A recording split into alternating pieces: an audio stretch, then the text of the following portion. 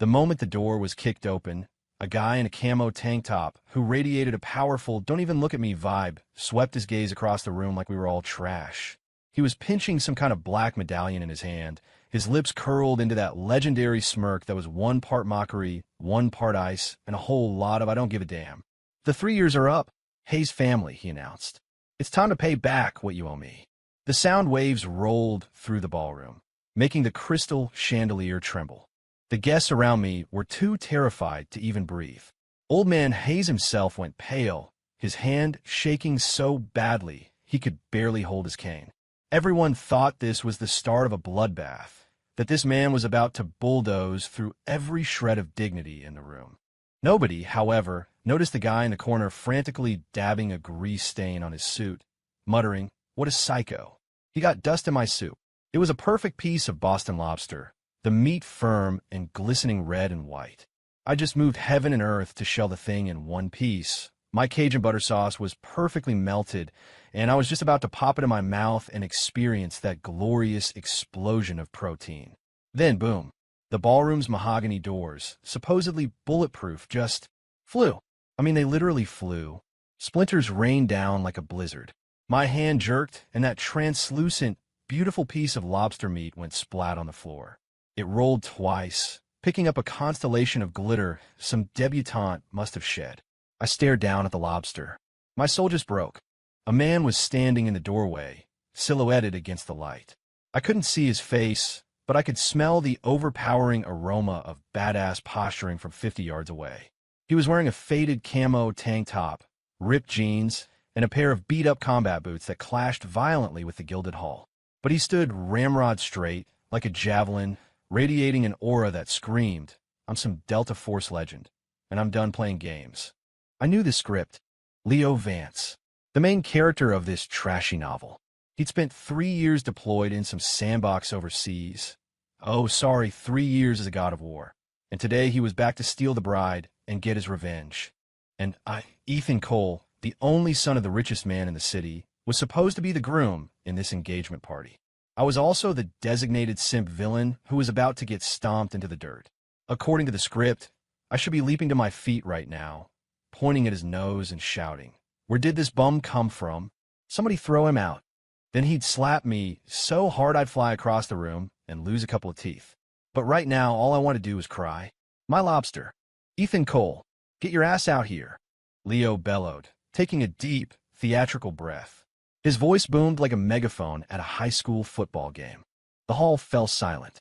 Every eye in the room zeroed in on me, including my fiancée, Chloe Hayes, who was sitting at the head table, so scared she dropped her fork. I sighed. I pulled out a wet wipe, slowly and deliberately cleaning the butter off my fingers, and then I rose to my feet. I didn't look at Leo. Instead, I turned to the trembling hotel manager, standing nearby, and pointed at the floor. "Hey, does this count as a loss? Can you bring me another one? This one's dirty." The air froze. Leo was stunned. He was still holding his dramatic pose, but his brow was furrowed in confusion. He clearly hadn't expected my first reaction to be that of a foodie. "Ethan Cole, I'm talking to you," he snarled, taking a step forward. The marble tile cracked under his boot. He was all menace. I finally lifted my head, lazily looking him up and down. Then I turned to my dad, the fat old guy in a gold chain who was secretly stuffing a slice of brisket into his mouth. "Dad, did you hire an acrobat troupe?" That was a pretty clean kick, just to deduct the damages from his performance fee. My father, Rick Cole, a man who radiated new money energy, perked right up. He swallowed the meat and slammed his hand on the table. "Well, I'll be." I was wondering what all the noise was about. The kid's got a strong leg. "Hey, someone from accounting, get this master of the iron leg door smash a bonus. $200. No, 500. It's my son's engagement. Let's all celebrate." Leo's face darkened at a visible rate, like he'd just swallowed a pound of dirt. He was clearly baffled by our family's train of thought. He took a deep breath, forcing himself to get back on script. "Stop playing dumb with me." He pulled a crumpled plastic baggie from his pocket. Inside was a muddy-looking pill that smelled like an expired vitamin shop. He held it up, looking proudly at old man Hayes. "Mr. Hayes, if you agree to call off the engagement to the Coles and marry Chloe to me, this Phoenix Tear elixir is my betrothal gift." One pill will extend your life by 10 years, cure your aching back, and let you climb 6 flights of stairs without breaking a sweat. The guests started whispering. Some held their noses, others looked on with contempt. Standing to the side, I almost laughed out loud. This script was terrible. A Phoenix Tear elixir? Why not just call it a kick-the-bucket pill? Mr. Hayes's face was grim. He stared at the pill like it was a lump of toxic waste. My cue. According to the original plot, I was supposed to throw a $10 million check at him, only to be called vulgar. I bent down and dragged a giant cardboard box out from under the table, heaving it onto the tablecloth with a grunt. Since this gentleman is offering medicine, I'll offer something a little more practical. I ripped open the packaging, revealing the gleaming, gold-colored object within, embossed with auspicious-looking dragons. A stainless steel, self-heating foot spa. Grandpa Hayes, I said enthusiastically, plugging it in. The basin instantly lit up with a rainbow of flashing red and green lights, accompanied by the cheerful synth beat of Celebration by Kool and the gang. I had this custom made from Germany. Smart temperature control, powerful massage jets, and it even has magnetic therapy on the bottom. Your legs get stiff in the cold, and medicine can be risky. Why not soak your feet every day? It improves circulation and adds years to your life. With the upbeat tempo of the music filling the room, the atmosphere in the ballroom turned surprisingly festive. Mr. Hayes's eyes lit up. Old folks might be skeptical about magic pills, but a good foot soak? That was irresistible. Now this is good. This is down to earth. Mr. Hayes reached out and patted the basin, nodding with satisfaction. Ethan, my boy, you're a thoughtful young man. Much better than some shady-looking pill. My dad chimed in from the side. Exactly. Who knows what that black thing is made of? Could be a rolled-up piece of dirt. My dog wouldn't even eat that. Leo stood there, clutching his elixir, trapped in the synth-pop soundscape, his face shifting between green and purple. He looked like an extra who had stumbled onto the wrong movie set. He finally snapped. He threw the pill to the ground. It had a decent bounce, pulled a strange, not quite metal, not quite wood medallion from his belt, and slammed it on the table. Crack! The medallion embedded itself half an inch into the wood. Open your worthless eyes and look. This is the dragon medallion. Leo sneered, his eyes sweeping over everyone as if he owned the world. To see this is to see the dragon himself. The entire criminal underworld of this city answers to me. The Coles? The Hayes? In my eyes, you're nothing but ants. A few of the more connected business leaders in the crowd gasped. My God, it's the legendary dragon medallion. I leaned in for a closer look. The craftsmanship was pretty shoddy. The carving on top looked more like a worm than a dragon. Just then, my mom wandered over. She put on her reading glasses, squinted at the medallion, and then looked at Leo with surprise. Young man, did your apartment key fob break? You don't have to hit the tables so hard. Doesn't your hand hurt? I jumped on the opportunity, looking at Leo with a serious expression. Bro, I get it now. You're here for a job interview, right? Using that token to prove you're strong and healthy. Leo froze. What? What did you say? Don't be shy. I walked over and slung an arm around his rigid shoulders. Look at these muscles. It'd be a waste not to have you on a construction site. But since you know Grandpa Hayes, I'll pull some strings. We're looking for a new head of security at my dad's company. I can offer you 60 grand a year, room and board included, and a full benefits package. How does that sound? I turned to Chloe. Honey, what do you think of my plan? We have to support our veterans. Chloe's perpetually icy face actually twitched. A flicker of confusion crossed her eyes. She had probably never seen a villain this enthusiastic about HR. Leo was shaking from head to toe with pure rage. He, the mighty dragon, commander of untold wealth and legions of soldiers, was being offered a job as a security guard for 60 grand a year? Ethan Cole, you're asking for death. He clenched his fists, his knuckles cracking. You think it's too low? I clicked my tongue, looking pained. Young people today are so ambitious. Fine, since you got a loud voice, I'll add a little extra. 62. That's my final offer. Any more, and you'll be making more than my allowance. Leo sucked in a breath, fighting the urge to smash my face in. He knew this was a civilized society, and with so many influential people watching, getting physical would be beneath him. He decided to destroy me mentally. He turned to Chloe, his expression becoming deeply romantic, though to me, it looked more like he was constipated. Chloe, I know you're being forced into this. This useless trust fund kid has nothing but money. He doesn't deserve you. Just say the word, and I'll take you away from here today. Anyone who tries to stop me will die. Those last 3 words were laced with a thick, bloody promise. All eyes turned to Chloe again. It was the classic choice. According to the script, Chloe would hesitate. I would threaten her, and she would tearfully reject Leo, fueling his righteous fury. But I couldn't let that happen. What if Chloe actually married me? I just wanted to go home and play video games. Marriage was too much work, all those relatives you have to deal with. So, before Chloe could say a word, I made my move. I grabbed Leo's hand, my eyes welling up with fake tears of emotion. Bro, you are so right. I'm a total waste of space. I'm an expert at eating, drinking, and having fun, but I don't know the first thing about real life. A goddess like Chloe ending up with me would be like putting a diamond in a dumpster. I spun around, quickly pulled the engagement ring out of my pocket, and shoved it into Leo's hand. Since you two are in true love, I, Ethan Cole, will not be the guy who stands in your way. This ring is yours, and this woman, no, this goddess, is yours too. I wish you a lifetime of happiness and many beautiful children. With that, I turned and yelled toward the door, Waiter, bring the champagne. Today my bro is taking over. Taking the bride. Everything's on my tab. Leo stood there, holding the ring, completely dumbfounded. Chloe's beautiful, almond-shaped eyes were locked on me, and the look in them was colder than a walk-in freezer. She gritted her teeth, forcing the words out. Ethan, Cole, are you that desperate to get rid of me? I felt a chill run down my spine. What was wrong with this woman? Shouldn't she be happy she didn't have to marry the villain? No, I'm just trying to help you guys out, I said, shrinking back a little. You don't actually want to marry me, do you?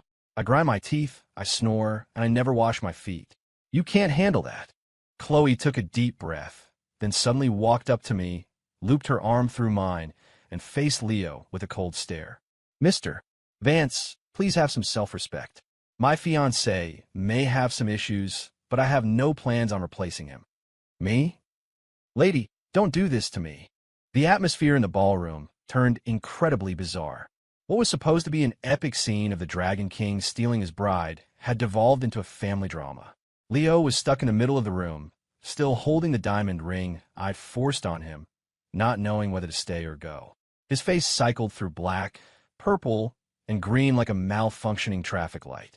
Chloe, you'd rather choose this useless waste of space than be with me? Leo's voice was low, seething with a dangerous, humiliated rage. I quickly raised my hand. Hey, personal attacks are uncalled for. What's wrong with me having fun? Am I spending your money? I was born into this life fair and square. Why are you discriminating against trust fund kids? That's just class envy. It's unhealthy. You should get that checked out. My dad, still gnawing on a pork hock, nodded vigorously. That's right. My son might not know how to do anything, but he knows how to spend money. And in this economy, that's a skill. It stimulates growth. Leo was so flustered he could barely breathe.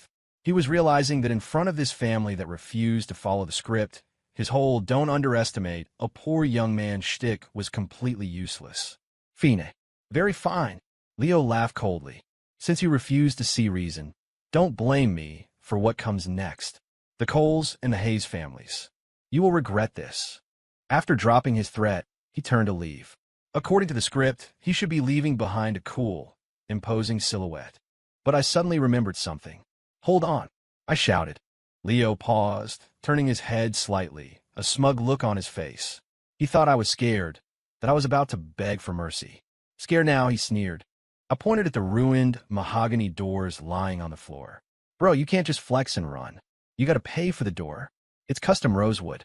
The hotel quoted me 80 grand. You don't look like you're carrying cash. How about you leave that dragon medallion as collateral? The hotel staff immediately surrounded him, their eyes unfriendly. You don't get to destroy property in a 5-star hotel and just walk away. Leo froze. He patted his pockets, obviously broke.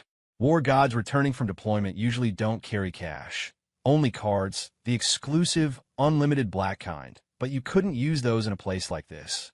Finally, under the watchful eyes of everyone, the magnificent Dragon King was forced to write an IOU for $80,000, complete with a thumbprint in red ink, before he was allowed to leave in disgrace. Watching his pathetic retreat, I sat back down in my chair with a satisfied sigh and waved to a waiter. "Bring me that replacement lobster. And hey, pack a couple of bread rolls for the gentleman who wrote the IOU. The kid looks hungry." He was kicking the door like it was a giant cookie. After the party, I was cradling my new lobster, ready to head home and finish what I'd started. But Chloe, for some reason, insisted on riding with me. She said she was afraid Leo would try to ambush her on the road. So there I was, driving my pink, convertible modded smart car, with the city's iciest CEO in the passenger seat, cruising down the streets after midnight. "Ethan, is this seriously the only car you own?" Chloe asked, huddled in her seat. The wind was wrecking her perfect hair, and she was looking with disgust at the Hello Kitty stickers plastered all over the dashboard. "It's called character. You wouldn't get it," I said, steering with one hand and humming a tune. "Besides, it's easy to park. I can squeeze it into any little gap. Saves on parking fees." Just as I finished speaking, the roar of an engine shattered the night. A monstrous, all-black Bugatti Veyron appeared out of nowhere like a ghost, drifted perfectly, and slid to a stop, blocking my path. SCRECH. I slammed on the brakes. The Bugatti's window rolled down, revealing Leo's dark, brooding face. He seemed to have recovered from his earlier humiliation and regained his "I am the master of the universe" vibe. "Ethan Cole," he said coldly, "let's settle this like men. Tonight, midnight, the top of Dragon's Tooth Pass. We race. The winner gets Chloe. The loser breaks his own legs and gets the hell out of this city." I paused, then turned to Chloe. "He wants to take you and break my legs. Isn't that attempted kidnapping and making terroristic threats? Can we call the cops?" Chloe ignored me, her cold gaze fixed on Leo. "Leo, I'm not a prize to be won. This is a war between him and me." Leo roared, clearly not in the mood for reason. "Ethan Cole, do you accept? Or are you a coward?" I checked my watch and rubbed my stomach. I was so busy with the lobster drama earlier that I hadn't eaten enough. "Fine, Inojid. See you at the top. But let's get one thing straight. Whoever doesn't show up is a punk." Leo smirked, stomped on the gas, and his Bugatti shot off, leaving a cloud of exhaust in its wake. "Cough, cough. That car is definitely not passing its emissions test," I said, waving the smoke away. Chloe looked at me in disbelief. "Are you insane? What are you going to race him in? This souped-up golf cart? His car is a professional racing machine. He's won rally championships overseas." "Relax," I said, patting my chest. "I might not be the fastest, but when it comes to stability, I'm undefeated. I'm just going home to get a different car." Midnight. At the base of Dragon's Tooth Pass, a crowd had gathered. Rich kids, influencers, and random onlookers. Word had spread that the Dragon King, Leo Vance, was going to have a legendary race against the Cole family's screw-up heir. Leo was leaning against his Bugatti, a cigarette dangling from his lips, surrounded by a few scantily clad women who seemed to have appeared out of thin air. "He's here. Ethan Cole's here," someone in the crowd shouted. A deafening rumble echoed from the distance. The ground began to vibrate. Small pebbles on the road started to dance. Leo dropped his cigarette, a smirk playing on his lips. "Listen to that roar. The engine has some serious horsepower. Looks like the idiot actually got his hands on a decent car." The sound grew louder and louder, accompanied by a thick smell of diesel. Two blinding headlights cut through the darkness. Then, a behemoth lumbered into view. It wasn't a Ferrari. It wasn't a Lamborghini. It was a massive, rusty, yellow Caterpillar D9 bulldozer, complete with a giant, oxidized blade mounted on the front. The entire crowd fell silent. Even the crickets in the mountains went quiet. I sat high up in the driver's seat, wearing a yellow hard hat with a white towel slung around my neck. I held up a megaphone and shouted down, "Everybody back up. Make some room. The brakes on this thing are a little iffy. I'm not responsible if you get scraped." Leo's eyes looked like they were about to pop out of his skull. "Ethan Cole," he screamed, running up to my bulldozer. "You brought this thing to a race. What's wrong with it?" I looked down at him from my perch. "The rules just said we had to bring a car. Didn't specify what kind. This baby has great traction, massive torque, and most importantly, it's safe. This mountain road is steep. What if I flip over? With this thing's tonnage, if I hit the mountain's gonna crumble, but I'll be perfectly fine. Leo was so mad he started laughing. Fine. Very fine. If you're looking for a death wish, I'll grant it. I'll even give you a 3-mile head start. No need, I said, waving my hand. We'll start together. You're faster, so you go first. I'm in no hurry. The designated starter, some kid with bleached hair who was just here for the show, nervously waved the flag. Vroom! The Bugatti shot forward like an arrow, disappearing around the first curve in seconds. I slowly shifted gears and hit the gas. Chug, chug, chug, chug, chug. The bulldozer, spewing black smoke, lumbered forward at a steady 12 miles per hour. I wasn't worried. The road up Dragon's Tooth Pass was a narrow, one-way loop. After about 5 minutes, I reached the first tight corner. And then, I did something that went against the very spirit of racing. I turned the bulldozer sideways. The massive blade and the body of the vehicle perfectly blocked the entire road. Then I killed the engine, pulled out a bag of sunflower seeds, and started snacking. 20 minutes later, word came from the top of the mountain that Leo had already completed a lap and was on his way down to cross the finish line and celebrate his victory. But Dragon's Tooth Pass was a loop. To get back to the start, he had to pass by me. I heard the sound of an engine in the distance. Leo was back. Screech! The shriek of tires tore through the night. The Bugatti skidded to a stop just a single centimeter from my bulldozer's blade. Leo jumped out his car, his face a mask of rage. Ethan Cole, what are you doing? Get out of the road. I spat out a shell, looking innocent. Car broke down. It stalled. These domestic engines, you know, can't rely on them. I'm going to have to file a complaint with the manufacturer. Move it. Can't. This thing weighs over 100,000 pounds. Then what are we supposed to do? Wait for roadside assistance, I guess. I just called them. The tow truck driver starts his shift at 8 a.m., I said, holding out the bag. Want some? Salted. Leo looked at his watch. It was 1 a.m. He was trapped on the side of a mountain. He couldn't go up, and he couldn't go down. I'd had one of my dad's excavators block the road behind him. That night, the great Dragon King sat in the cold mountain wind and ate sunflower seeds with me until dawn. The next morning, the results of the race were announced. Since Leo was unable to finish the race, he was blocked, and I, though slow, had managed to fix my vehicle and crawl across the finish line. The winner was declared. Ethan Cole. Leo was completely enraged. Since a physical contest didn't work, he decided to pivot. He mobilized the Dragon Medallion's overseas funds to launch a stock market attack on the Cole Corporation. The next morning, as soon as I walked into the office, my dad forced me to show up. I saw the board of directors in a full-blown panic. It's terrible, Mr. Cole. Our stock price is plummeting. Someone is intentionally shorting us. Their capital is too massive. We can't hold them off. I sat down in the big leather boss chair, spun around twice, got dizzy, and quickly stopped. What's all the fuss about? I yawned. If it falls, it falls. It's not like I earned any of this money myself. The board members looked like they wanted to strangle me. Mr.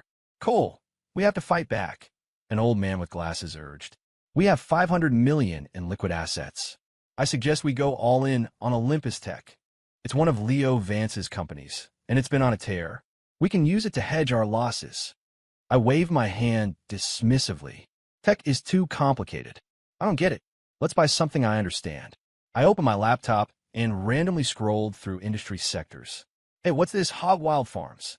It's a pig farm, my secretary said, wiping sweat from her brow. That company is about to go bankrupt. There's a recent swine flu scare, and nobody wants to touch livestock stocks. That's the one. I slapped my thigh. The brisket I had last night was amazing. Pigs are man's best friend. Every part of them is a treasure. 500 million. Buy it all. I want to own that pig farm. The room fell silent. The board members stared at me like I was a complete moron. Mr. Cole, please reconsider. This is financial suicide.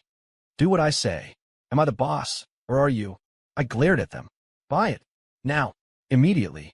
I want an all-you-can-eat pork feast tonight. When word got out, Leo laughed so hard he nearly choked. He was convinced the Cole family was finished, cursed with an heir who would spend $500 million on a failing pig farm. 3 days later, however, international news broke. A new strain of swine flu had been discovered overseas, leading to a complete ban on all imported pork. The price of domestic pork tripled overnight. And hog wild farms, due to its remote mountain location and outdated management, they were too broke to afford commercial feed, so all the pigs were free-range, had miraculously avoided the epidemic. It was now the only certified safe pork supplier in the entire state. Our stock didn't just soar. It went to the moon. 500 million turned into 2 billion. Meanwhile, Leo's Olympus Tech was exposed for faking its microchip data. He had pissed off some big shot overseas, and its stock price was cut in half. I sat in my office, gnawing on a freshly glazed pork hock and looking at the financial report in a daze. It's this profitable? Does this mean I can have pork hocks every day from now on? The board members were on their knees, weeping with joy. Mr. Cole, you're a business genius, a true visionary in disguise. We are not worthy. One crisis averted, another began. Old man Hayes had fallen ill. Rumor was Leo had angered him into a stroke. Or maybe he'd just been using his new foot spa too much. Either way, he was in a coma, and the hospital had issued a critical condition notice. Leo saw his chance. Besides being the Dragon King, he also had another identity, the miracle healer. He showed up at the hospital with a set of silver needles, ready to make his move. Chloe and I rushed over as well. In the hospital room, Leo was putting on a show. A bunch of quacks, he scoffed, shoving the head doctor aside. The old man's vital energy is in chaos, overwhelming his heart. Conventional medicine is useless. Only my celestial needle technique can save him. He produced a set of silver needles thicker than knitting needles, gleaming under the fluorescent lights. I felt my skin crawl. Bro, are you trying to save him or reenact that scene from Misery with the sledgehammer? One poke with those things, and he'll spring a leak. Shut up. Leo glared at me. What do you know? This is the essence of ancient medicine. Chloe's eyes were red with worry, but even she looked hesitant about those needles. I leaned over the bed and took a look at Mr. Hayes. His face was flushed, his stomach was bloated, and I could smell the faint aroma of undigested quiche on his breath. Doesn't this just look like he ate too much? I muttered. Insolence. Leo snapped. This is energy stagnation. Don't you understand anything? Fine, you do your thing, I said, stepping back. If you break him, it's on you. Leo raised a needle, poised to strike. Wait, I yelled suddenly. I have an old family remedy. It's painless. Why don't we try it first? If it doesn't work, then you can poke him. Chloe looked at me. What remedy? Hang on. I ran out of the room and came back 5 minutes later with a large cup of a dark, steaming liquid. What's that? Some mythical potion? Leo sneered. This is called Happy Miracle Water, I said. I propped Mr. Hayes up, pinched his nose, and poured the entire cup down his throat. Gulp, gulp. The whole cup went down. Everyone held their breath. 3 seconds later, B-U-R-P. A thunderous, world-shaking belch erupted from the old man's mouth. It lasted a full 10 seconds, the sound echoing through the room. With that single burp, the flush on his face faded, and his eyes slowly fluttered open. That's better, mister. Hayes sighed. That last slice of quiche was killing me. Chloe rushed to his side, overjoyed. Grandpa, you're awake. The doctors were stunned. It's a medical miracle. Mr. Cole, what was in that divine medicine? I held up the empty cup. It's just a bottle of Coke from the vending machine downstairs. I had a nurse heat it up with some ginger slices. You guys don't know? Warm Coke with ginger is great for an upset stomach. $1.50 a bottle. Cheap and effective. Leo stood frozen, needle in hand. He had lost to a $1.50 bottle of Coke. He felt his entire worldview beginning to shatter. After repeated failures, Leo finally dropped all pretense. He decided to use brute force to eliminate me, the bug in his system. That night, under the cover of darkness, I was lying in the massage chair in my mansion, a sheet mask on my face, listening to an old Bill Burr special. Suddenly, a window slid open without a sound. A dark figure slipped in like a cat, a cold, gleaming dagger in his hand. This was one of the Dragon Medallion's top 10 assassins, codenamed Shadow. He was said to kill without a trace, a perfect record of success. He crept up behind me, raised his dagger, and prepared to slit my throat. Right at that moment, the massage chair's timer went off, and it stopped. My eyes still closed, I assumed it was the new massage therapist I'd hired. Hey, right on time, I said, patting my shoulder. My back is killing me today. Really get in there. Put some muscle into it. What? You haven't eaten? Shadow froze. He stood there, dagger raised, looking at my completely defenseless back. For a moment, he didn't know what to do. Was this a trap? Or a profound form of humiliation? What are you waiting for? Get to it, I urged. There's a good tip in it for you. Shadow gritted his teeth. He thought, if you want a massage, I'll give you one that will shatter your shoulder blades. He put away his dagger, placed his hands on my shoulders, and squeezed with all his might. Ugh! I let out a squeal like a stuck pig. Shadow smirked, waiting for me to beg for mercy. Yes, that's the spot. Oh my God, that's amazing. I moaned in pleasure. You really know what you're doing. Are you a professional? So much better than the last guy. Shadow. He was having an existential crisis. He had used half his internal energy. A normal person's bones would have been crushed, but this guy's skin was this thick. It was actually my thick layer of subcutaneous fat acting as a cushion. A little lower. Yeah, right there, the lower back. My kidneys have been feeling a little weak. My muscles are sore. Shadow mechanically moved his hands down.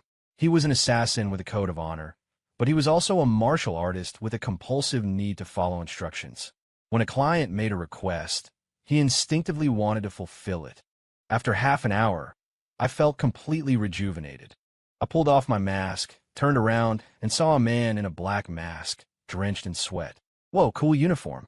You cosplaying as a ninja from some old anime. I pulled out a thick wad of cash from my wallet, probably $1,000, and stuffed it into his hand. Here's your tip. Great work. You should come by more often. Shadow held the money, his hands trembling. He risked his life for the Dragon Medallion for $2,000 a month and was constantly called a failure by Leo. This guy gave him $1,000 for one massage? Sir, Shadow's voice was hoarse. Are you hiring full-time? Of course. I nodded. Room and board, full benefits, year-end bonus, and paid vacations overseas. Thinking of a career change. Thud. Shadow dropped to his knees. Boss, I'm with you now. I'm done working for that cheapskate Leo. The next day, Leo waited all night for news of my death. Instead, he received a letter of resignation. It contained a single sentence. The world is a big place, and I want to give massages at the Cole Mansion. Leo was so angry he coughed up a mouthful of blood and passed out. Leo was unconscious for 3 days. When he woke up, he was quieter, his eyes filled with a chilling, I want to destroy the world kind of energy. I heard he hadn't been idle. He took a trip down to South America and reactivated his old battlefield ability, the Aura Sight, which supposedly let him see through things, especially to find out if there was jade inside a raw stone. Coincidentally, Crestview City was hosting its annual gem and mineral show. It was a high-stakes game. One cut could make you a millionaire, the next could leave you bankrupt. I didn't want to go. I was busy teaching Shadow how to properly bathe my Samiet. The assassin had a surprisingly delicate touch. He got the dog cleaner than I'd ever seen, even cleaning between its paw pads. But Chloe insisted on dragging me along. She said her company was looking to get into the jewelry business and needed to source some raw materials. She was also afraid I'd cause some disaster at home and figured it was safer to keep me by her side. The convention center was packed. Leo was already there. He'd changed his look, now wearing a silk jacket and rolling 2 walnuts in his palm. He had a couple of serious-looking old men with him, probably appraisal experts. When he saw me, he smirked and walked over. Ethan Cole, care to make another bet? I looked at him and sighed. Bro, you still haven't paid me the 80 grand for the door. What are you going to bet with? Those 2 walnuts? They don't look very valuable. The veins on Leo's hand bulged. He almost crushed the walnuts. I have more than enough money. He waved his hand, and an assistant behind him flashed a black credit card. Today, we each choose 3 stones. We cut them on the spot. Whoever stones have the highest total value wins. The loser gets on his knees, calls the winner Gramps, and stays away from Chloe forever. This again. I glanced at Chloe. She was wearing a stunning black dress and was frowning at Leo. Fine, he nodded. But forget the Gramps thing. My grandpa passed away a long time ago. As for the loser, you have to come work for my company as our mascot. You'll wear a giant teddy bear costume and hand out flyers at the front door. How about that? Leo gritted his teeth. You have a deal. The contest began. Leo activated his aura sight. He moved through the piles of raw stone like a scanner, sometimes frowning, sometimes nodding, occasionally shining a flashlight on a stone. He looked like a total pro. The crowd murmured in admiration. Look at him. He's definitely an expert. I heard he's the secret apprentice of a legendary gem master. He never makes a mistake. After half an hour, Leo had picked his 3 stones. One looked like a watermelon, another like a pillow, and the third had a promising green streak on the surface. They all looked expensive. Your turn, Leo said, looking at me with disdain.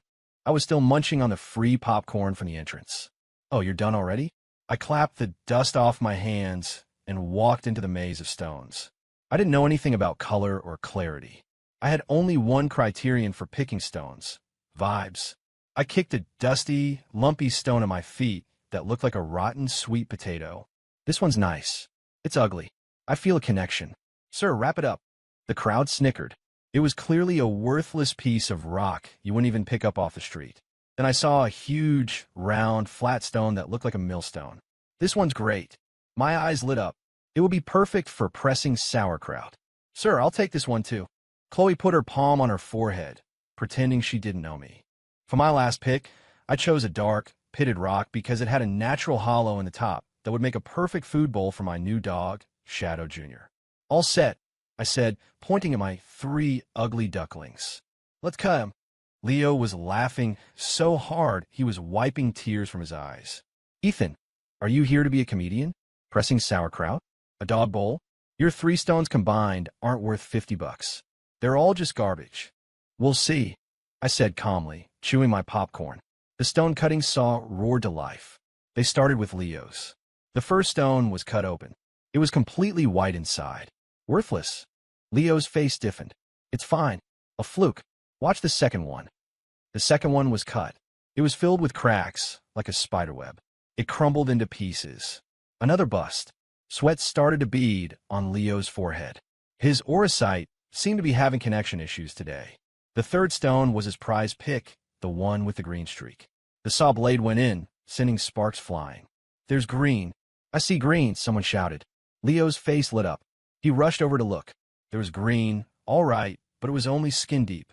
A paper-thin layer of green on the surface, with nothing but black rock inside. A classic fooler. He'd spent $5 million on 3 stones and ended up with less than $500 in value. Leo collapsed into a chair, his mind reeling. He didn't understand. He had clearly seen a powerful aura inside them. Now was my turn. The operator looked disgusted as he hoisted my rotten sweet potato onto the machine and made a casual cut. Crack! A brilliant flash of purple light shot out from the stone. Holy, is that gem-grade amethyst? The operator's hand shook so badly he almost cut off his own finger. The crowd went wild. A stone of that quality hadn't been seen on the market in years. It was worth at least $5 million. Leo shot to his feet, his eyes bloodshot. Next up was the sauerkraut press. Cut open. A deep, blood-red color filled the room. That's pigeon's blood ruby. Flawless. It's a priceless treasure. One of the experts in the crowd literally fell to his knees. Finally, the dog bowl. Cut open. Green. A deep, vibrant, oily green. Imperial jade. And it's solid all the way through. A piece this big. It's worth over 10 million easy. The place erupted. Everyone crowded around me like I was a god of fortune. Chloe was stunned, staring at the 3 gems, then back at me. Ethan, you know how to do this? Nope, I said, shrugging. I just thought they looked nice. A jeweler rushed forward, his face flushed with excitement. Mr. Cole, I'll buy that Imperial jade. 10 million right now. I'll give you 12. 15. The bidding was frantic. I held up my hands to quiet everyone down. Not for sale. I picked up the priceless piece of Imperial jade and hefted it in my hands. Like I said, this one has a nice little dip in the middle. It's a perfect food bowl for my dog. He's been a picky eater lately. Maybe this nice green bowl will remind him of vegetables. It's healthier. Thump. At least 3 old men with heart conditions fainted on the spot, using Imperial jade as a dog bowl. It was sacrilege. It was a crime against humanity. Leo pointed at me, his finger trembling violently. You You're wasting a treasure. You don't deserve to own it. None of your business, I said, rolling my eyes. You lost the bet. Be at my office at 8 a.m. tomorrow to report for duty. I've already put in a rush order for the teddy bear costume. Don't worry, it'll be a perfect fit. Breathable fabric. Leo's eyes rolled back in his head, and he fainted again. Leo woke up and did not report for duty as a teddy bear. He broke the deal. He had no shame left anyway. He realized he couldn't beat me. The chosen one, he thought I had some kind of cheat system, but I really didn't, so he decided to play dirty.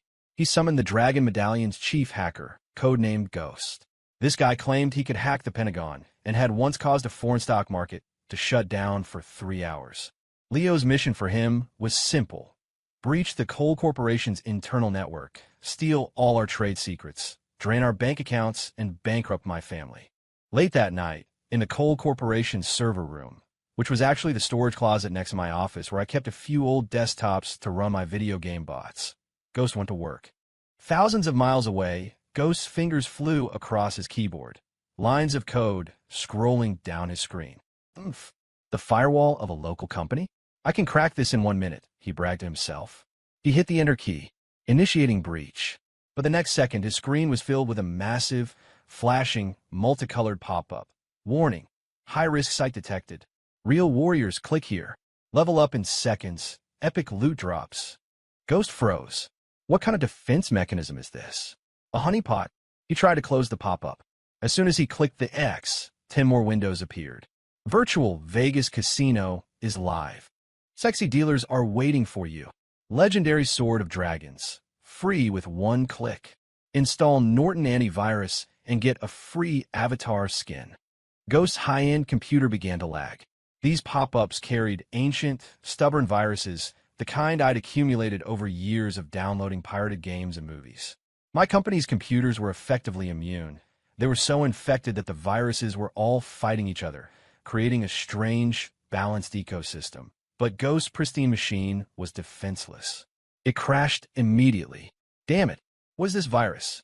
My anti-tracking system is failing. Ghost panicked. He realized he'd lost control of his mouse.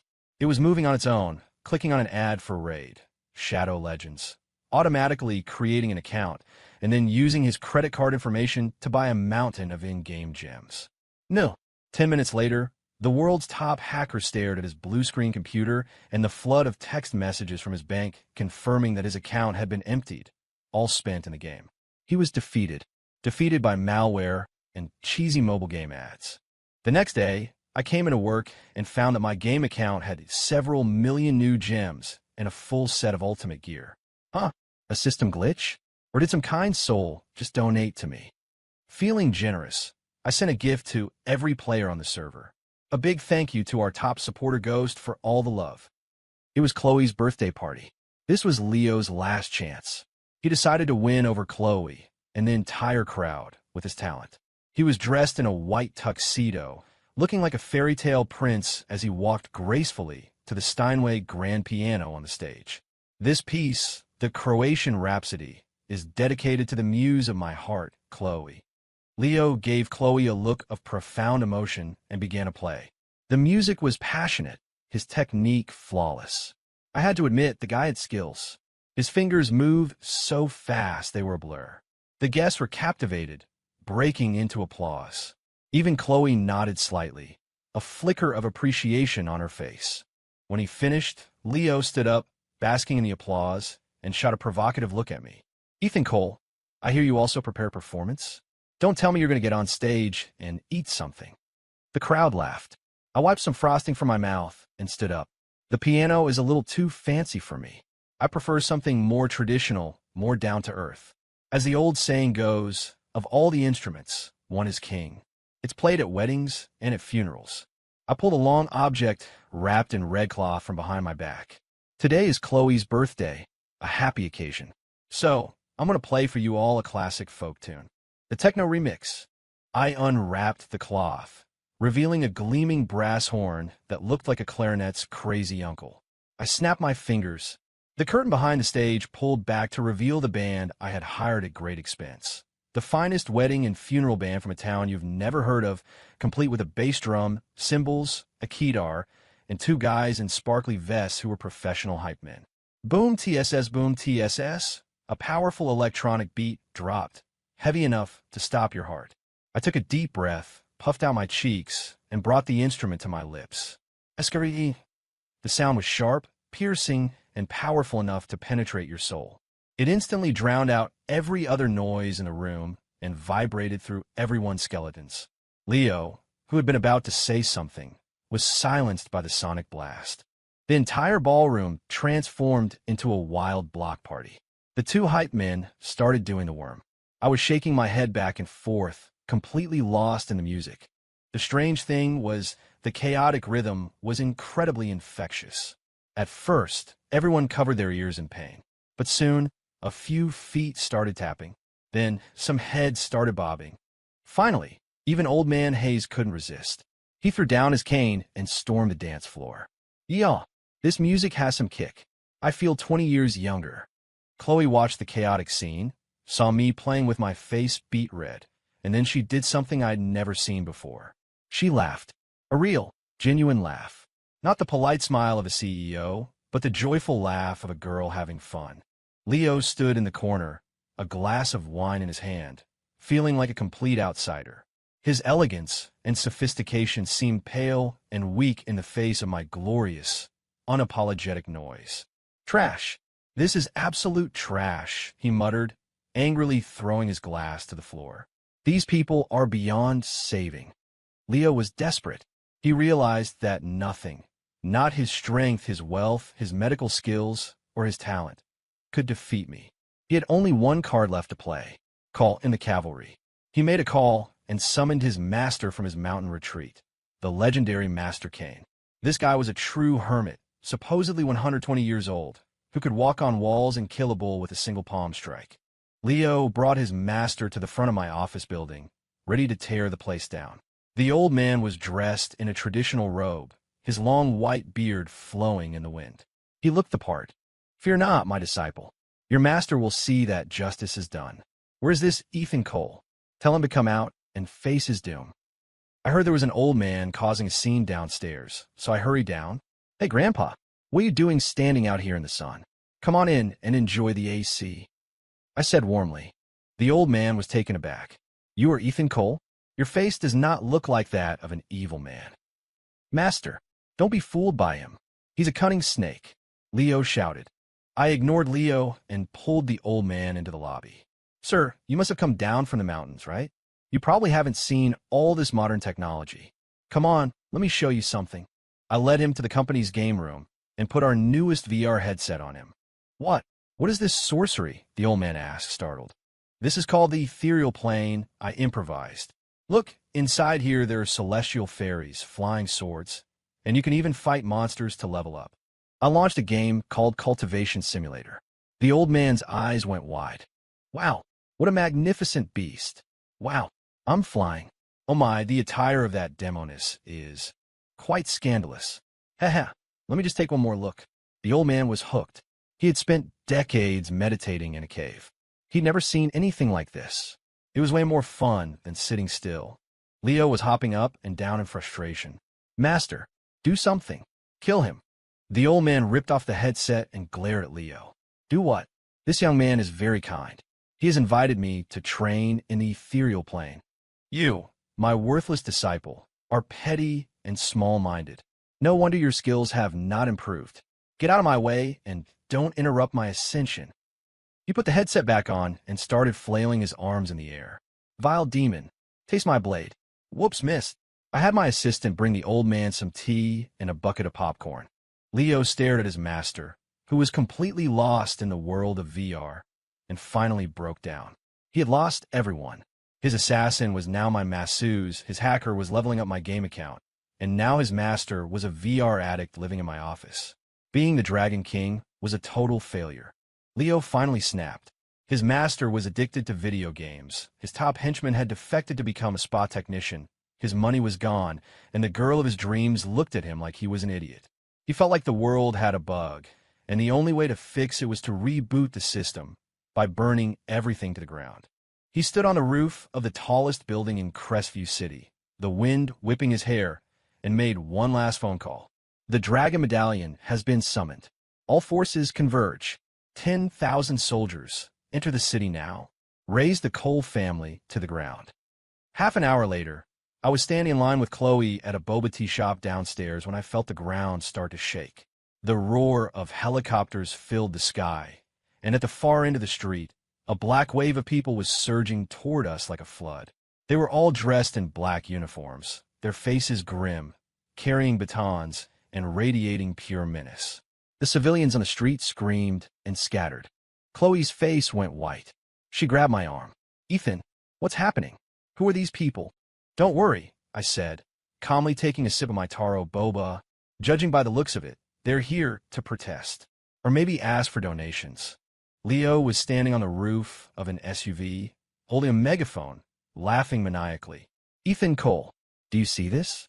This is my army of 10,000. With a single command, your family will be turned to dust. Not even God can save you today." The army roared in unison. "Destroy! Destroy! Destroy!"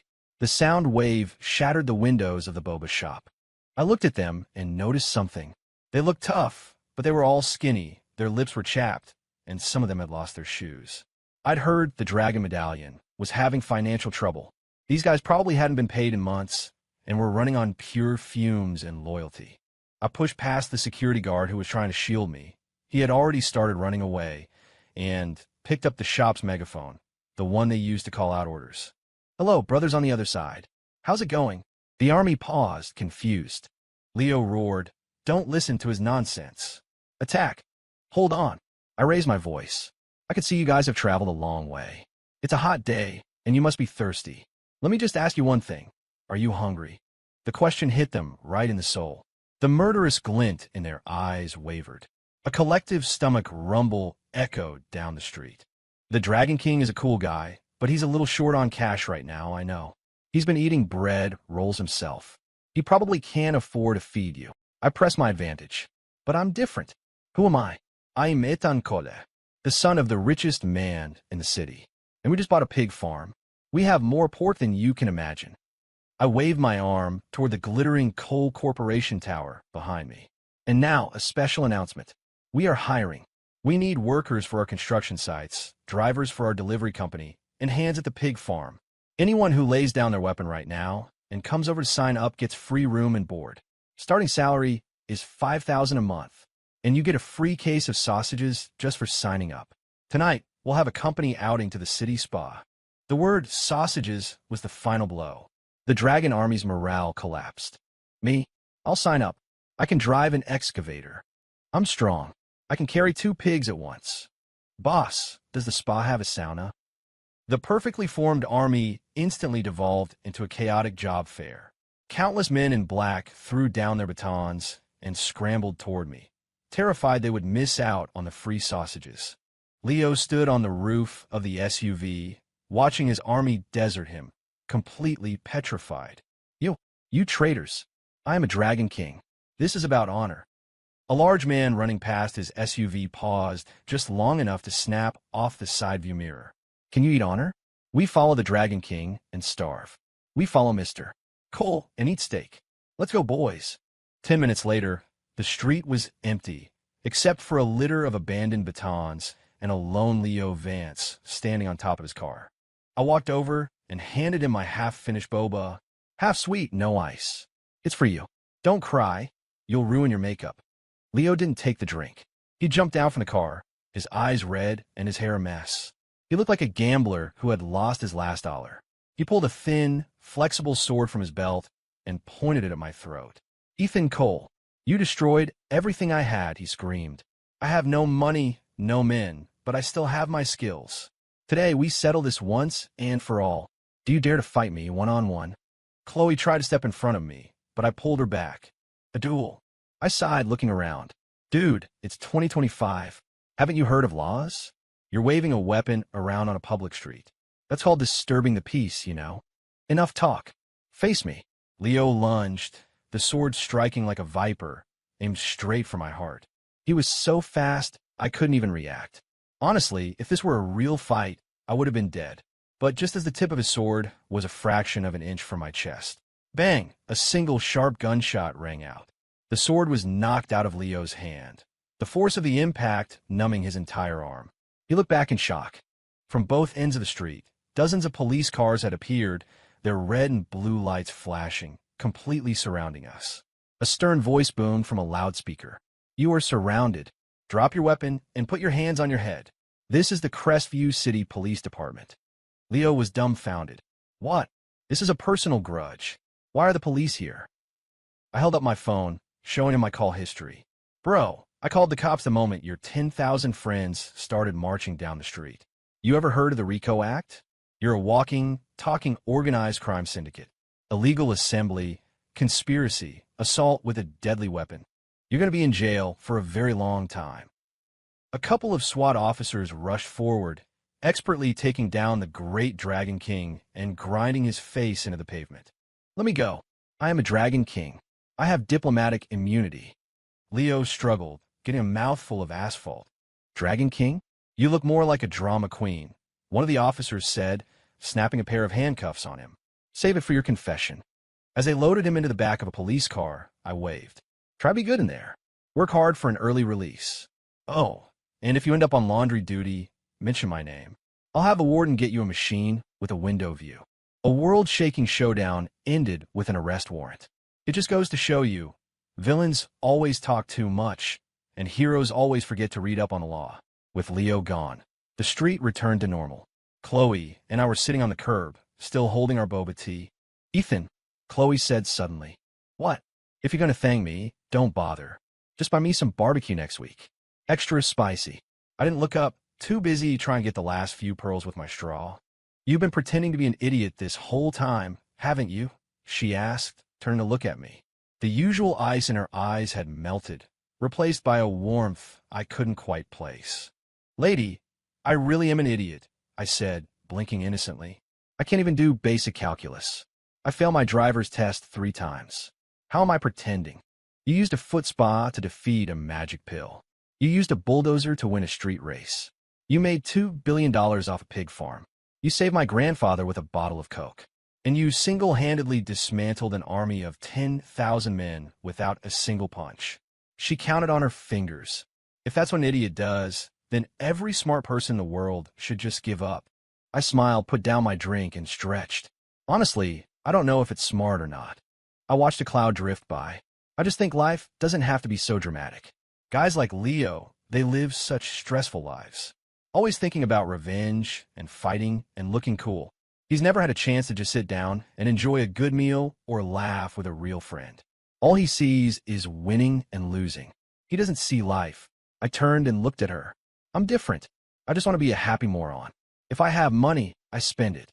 If there's a problem, I find the simplest, dumbest way to solve it. If I have any wisdom at all, it's that I know how to make myself and the people around me happy. Chloe stared at me for a long moment.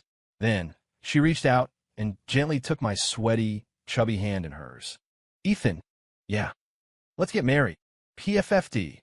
I sprayed a mouthful of boba pearls all over her expensive designer shoes. "Cough, cough. What did you just say? I thought you hated me.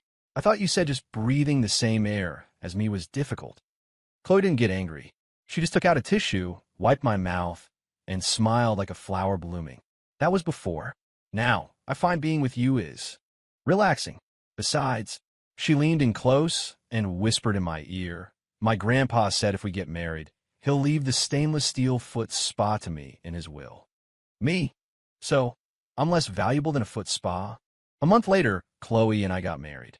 There was no Dragon King crashing the party, no villain causing trouble. The only commotion was from the former members of the Dragon Army, now the elite Coal Corp security team, handing out wedding favors and chanting, "The boss is the best." After the wedding, I paid a visit to the county jail. Leo had a shaved head and was wearing a bright orange jumpsuit. He looked thinner, and the arrogance in his eyes had been replaced by a strange sense of peace. "You came," he said calmly from behind the glass. "Yeah, brought you something." I passed a thermos to the guard for inspection. "Braised pork hocks, fresh from the pot. Don't worry, it's not poisoned." Leo looked at the food, and his throat bobbed. "Ethan, I lost," he said, picking up a piece and taking a huge bite, grease dripping down his chin. "I've been on workshop duty, and I've had a lot of time to think. I was a pretty big jackass, wasn't I?